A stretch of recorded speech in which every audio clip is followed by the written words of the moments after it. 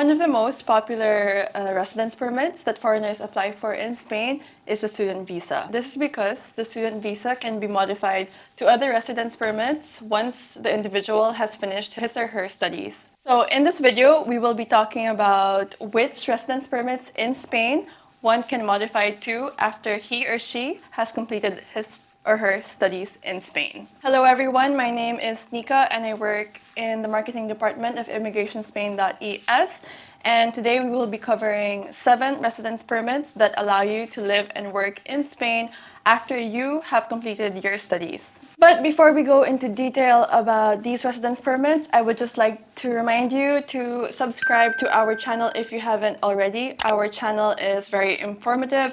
It has a lot of information about immigrating to Spain, about real estate, about taxes. So if you haven't already, please subscribe to our channel. So now we can begin with the 7 options for modification. The first one that we will be discussing is the regular work permit. So under this regular work permit, there are 2 options. The first one is to be employed by a company. In Spanish, this is called por cuenta ajena. So this residence permit just requires you to have a work contract with a company, a Spanish company, after you have finished your studies. And from there, you can modify from your student visa to trabajo por cuenta ajena. The second one is the self-employed work permit. So in Spanish, this is called trabajo por cuenta propia. So to get a work permit as a self-employed individual in Spain is a little bit more tricky because you will have to create a business plan that will have to be detailed, will have to be approved. And aside from this, you will also need to submit proof that you have enough economic means to support yourself and to support this business that you are proposing. It would also be helpful to have recommendation letters or the such. For both cases, that is for cuenta ajena and for cuenta propia, remember that the residence permit is for 1 year. This can be renewed up to 4 years as long as the same requirements are met and the conditions are maintained.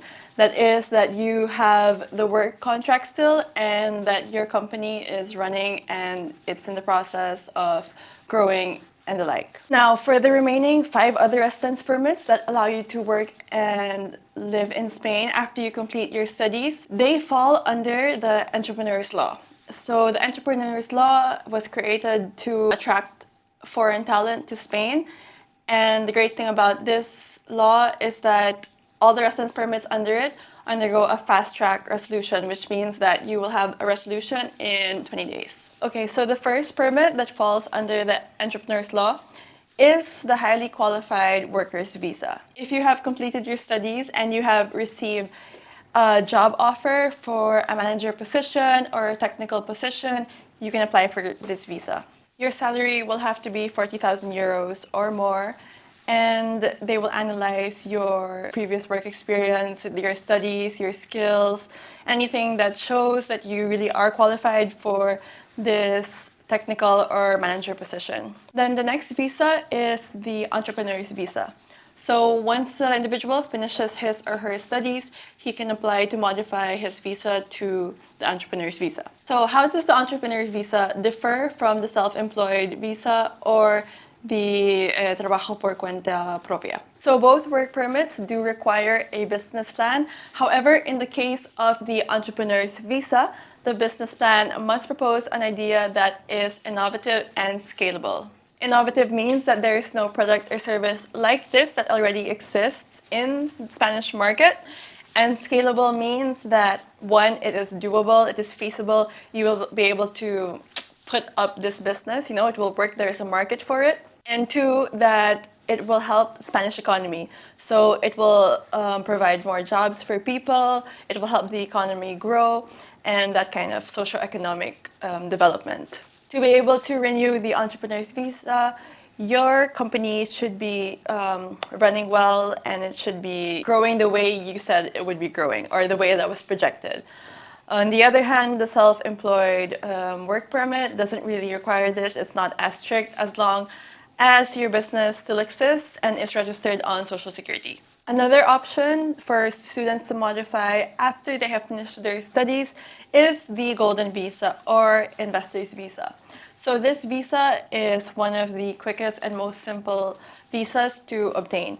Why? Because all you have to do is invest €500,000 in Spanish real estate to be able to get it. If not, you can also buy shares from Spanish companies worth €1,000,000. And if not, you can also invest in Spanish public debt worth €2,000,000. So you have three options here: $500,000 for real estate, 1,000,000 for buying shares, and 2,000,000 for Spanish debt. The second to the last residence permit that a student can modify to after he or she has finished his or her studies in Spain is the residence permit to intern in Spain.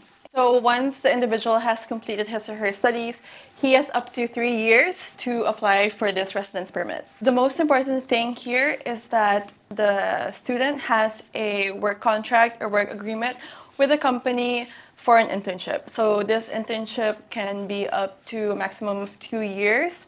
And the more important thing is that the internship, the scope of the internship, is related to what the student took up for his or her studies. The seventh and last work permit that students can modify to after they have completed their studies is the very popular digital nomad visa. The digital nomad visa was just recently implemented, and like its name implies, it is a residence permit that allows you to live in Spain while working remotely. So an important thing with the digital nomad visa is that you need to have been working for the company or your clients outside of Spain for 3 months prior to your application. With this visa, majority of your income cannot come from within Spain.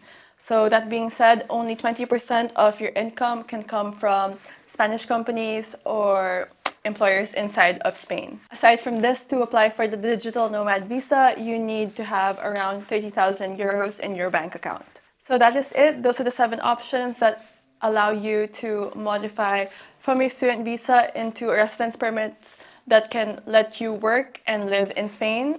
As you have seen, there are many options to choose from depending on your situation, your interests, what you project for your future in Spain. If you need help with your current and personal situation in modifying your student visa to a residence permit that allows you to work in Spain, our immigration lawyers are ready to help you. As always, you can send us an email at info@immigrationspain.es. And if you haven't already, do not forget to subscribe to our channel. It is full of tips and reminders for immigration in Spain. Thanks for listening and see you next time.